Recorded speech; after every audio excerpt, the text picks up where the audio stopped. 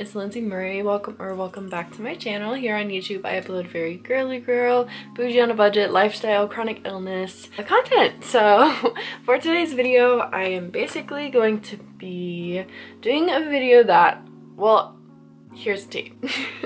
I saw this post under the hashtag chronic illness humor, and it was by the 20-something Spoonie on Instagram, and it was a post called "What Chronically Ill People Wish Others Knew." I'll insert the little screenshot right here.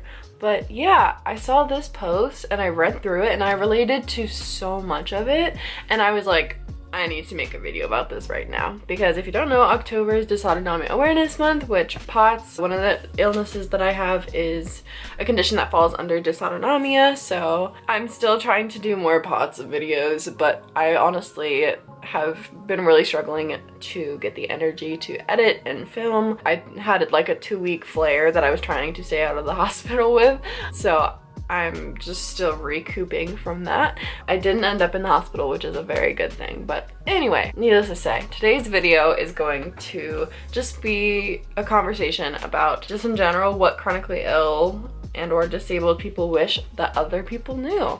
I think that this is an important conversation to have. A lot of my friends and family are already aware of a lot of these things, and I feel like it's always good to learn, and that's one of the things that I try to do on my channel, is help to educate, raise awareness, and help other fellow Spoonies feel less alone in their journeys and their battles. Before we get into this video, don't forget to stop what you're doing and subscribe to join the Famurray, and don't forget to turn on that bell so that you know whenever I upload. So let's just get right on into this video. So I'm basically going to be going through this list. Some things I'm going to add on to, some things I'm just going to simply state.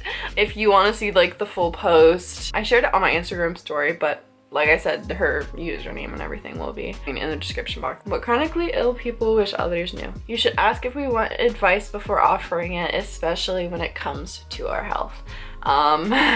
There's certain things that we just don't necessarily want advice on. And like, we know it comes from a good place majority of the time, and that you're just trying to help and think of possibilities, but especially when it comes to our health, if we're not asking for advice, try to avoid giving you advice. Definitely ask if we want advice before offering it, especially when it comes to our health. Please. It is greatly appreciated. Because trust me, we've heard it all. We've researched it all. We live it every single day. Our illnesses don't make us worth any less than you. Hey, pretty girl. You hanging out with mama? I love you. It takes off a lot of pressure if we know we can cancel plans last minute if needed. This is so greatly appreciated. Every single day, every single hour can vary with chronic illness. Any kind of chronic illness, it can literally vary day to day and in a day. Like, you can be completely fine one moment and then not be fine the next. When we know that we can cancel plans last minute, that's just something that they're preparing for. So it's not like we're letting someone down. It's more like if I all of a sudden start not feeling good, like, I'm not gonna push myself and go out or do something if I don't feel like I'm gonna be able to do it without having a medical episode or making myself medically unstable or unsafe. So it takes off a lot of pressure when we know that if we need to, like, obviously we want to go out, we want to spend time with you, we want to keep plans and do our commitments, and that's something we love to do, we want to do. But if we don't have the energy for it, or if we are medically unable to attend, it takes off a lot of pressure when we know that we can cancel plans last minute if need be. We're in pain even when we don't talk about it. At least me personally, I don't like to complain, so when I am complaining, I'm really struggling, or I'm really having a hard time. And a lot of chronic illnesses cause chronic pain, and doesn't matter where it is in the body, having chronic pain is very difficult, and you just kind of get to a point where you just don't always talk about it. You don't always mention it because you just don't feel the need. I mean, obviously feel free to express yourself as you please, but a lot of times we are in pain even when we're not talking about it or addressing it.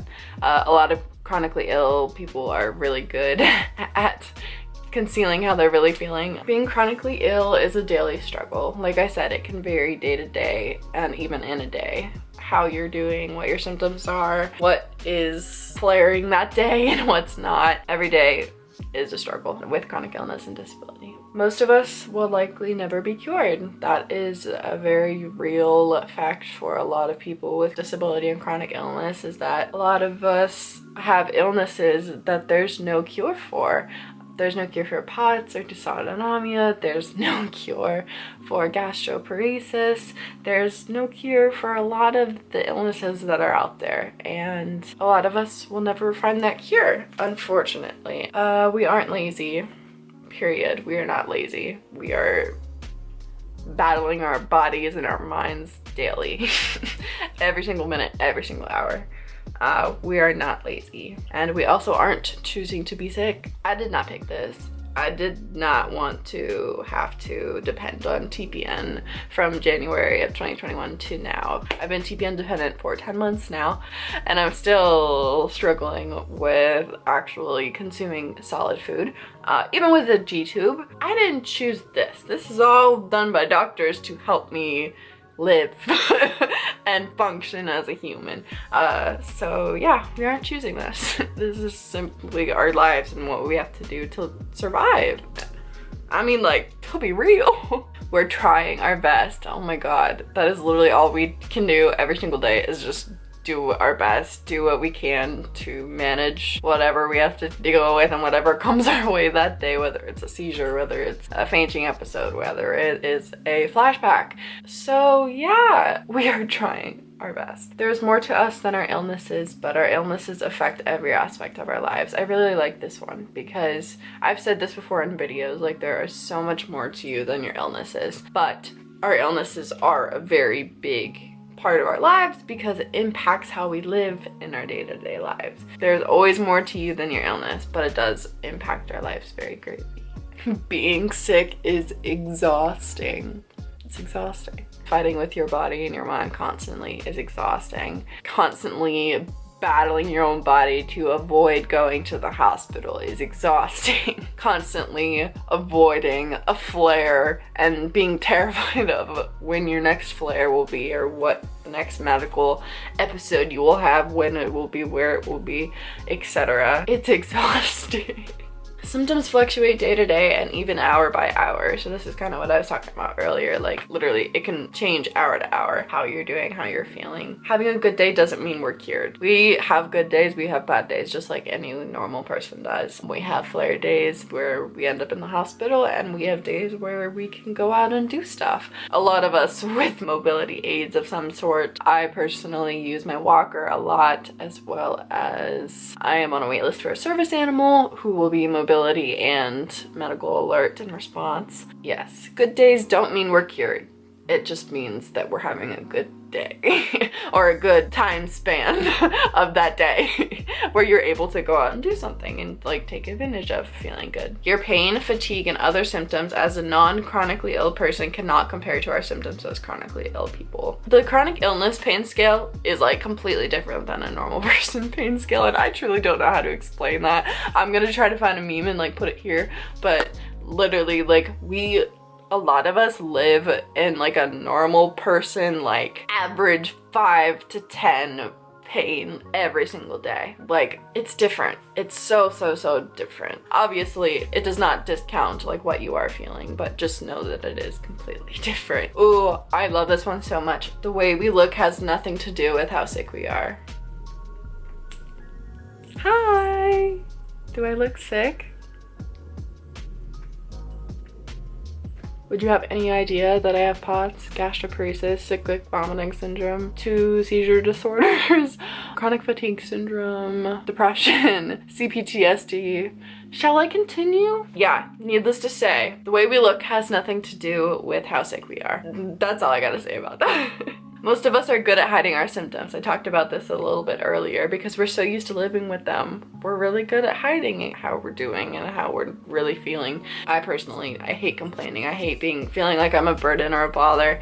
And if you need to complain, you're not a burden or a bother, but a lot of us just become good at hiding our symptoms because we're so used to how we're feeling. It's just the reality. We want to be invited even if we aren't well enough to come. We appreciate the invite so much. It makes us feel loved, it makes us feel included. It reminds us that there are people who want to spend time with us.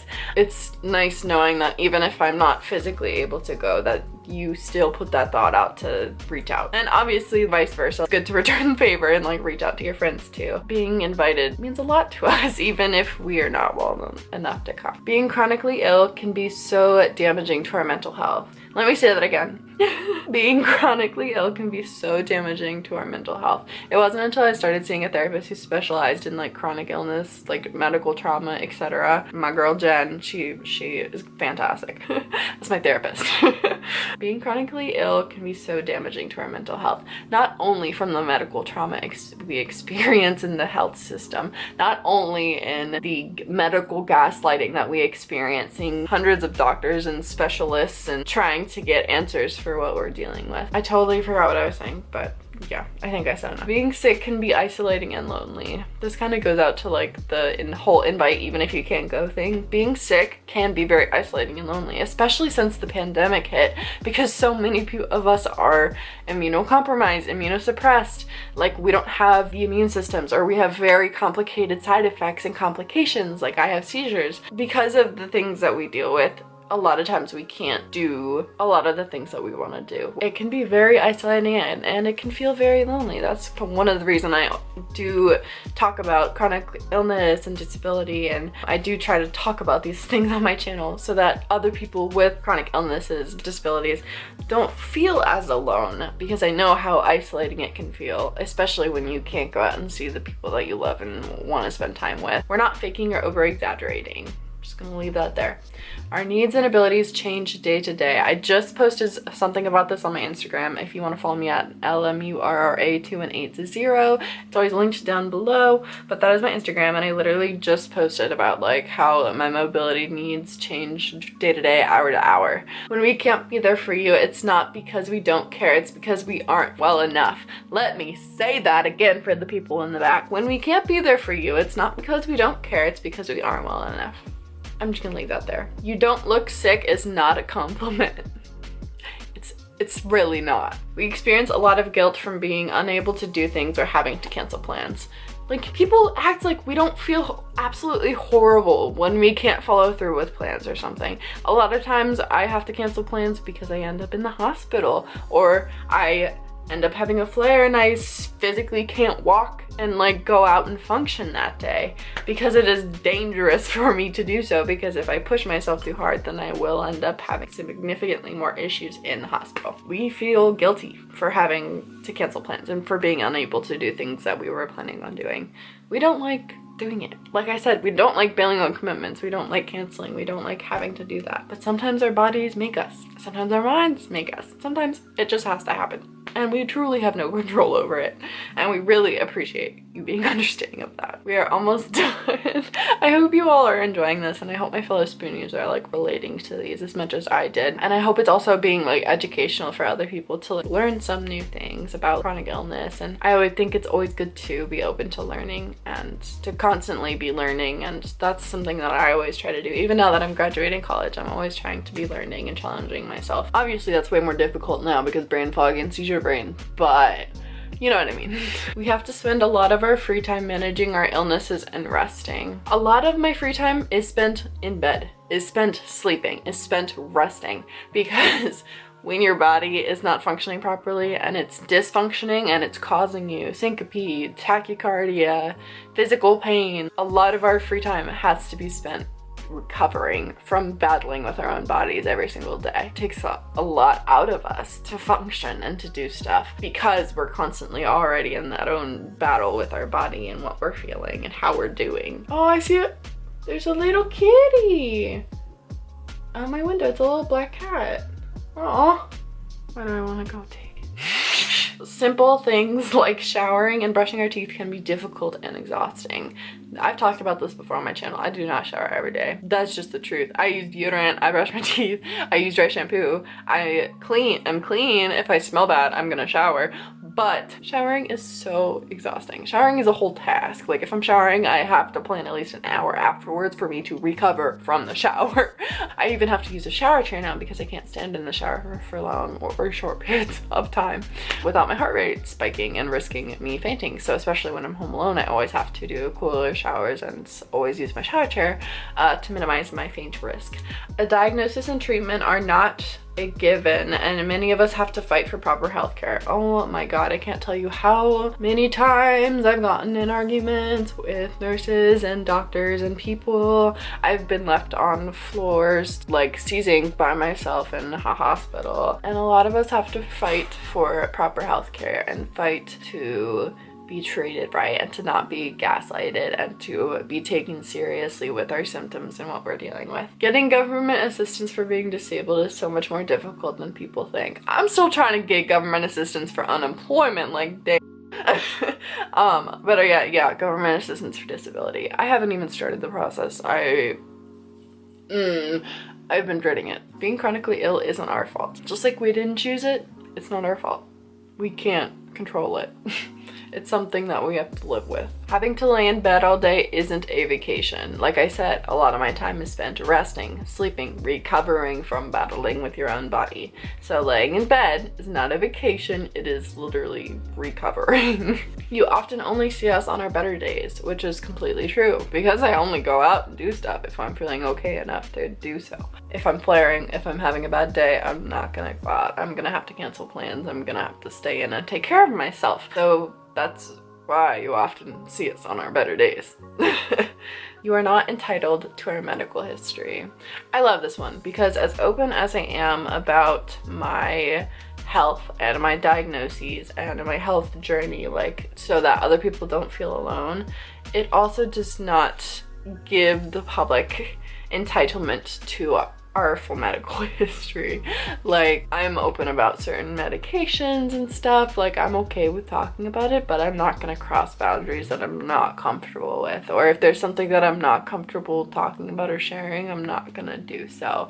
And just because I am open about some things that I deal with does not mean I'm open about all things that I deal with, and we don't have to share anything that we don't want to. Basically, let us share what we want to share and like take what you want out of that, but don't go asking for more than we're comfortable with. That's all I gotta say. Look at little Luna. I love her new Burberry collar. Her pink sparkly one got all gross. Also, look at my nails, they're so freaking cute. Me and Autumn got our nails done together. There's a vlog of that coming soon. It's in the editing process, but these are my like Halloween nails / new nails. But yeah, I love you, Lulu. Thank you for hanging out with Mama. Alright everyone, well that is it for today's video. I really hope that my fellow spoonies related to it, and I hope that it was also like educational and helpful to teach fellow friends, family, advocates, etc. Just some of the things that chronically ill and disabled people feel and want other people to know that we don't always feel comfortable talking or bringing up. A lot of times we'll just smile and continue on with things because we just don't want to address it. Instagram post and I was like, I relate to basically everything on this list and I really want to make a video talking about it. So thank you so much whoever's behind that page for the inspiration behind this video. But that is it for today's video. I really hope that you enjoyed it. Don't forget to give it a thumbs up if you liked it. Comment below any video requests. Don't forget to subscribe and subscribe to join the family. I will see you all in my next video. Love you. Bye. Mwah.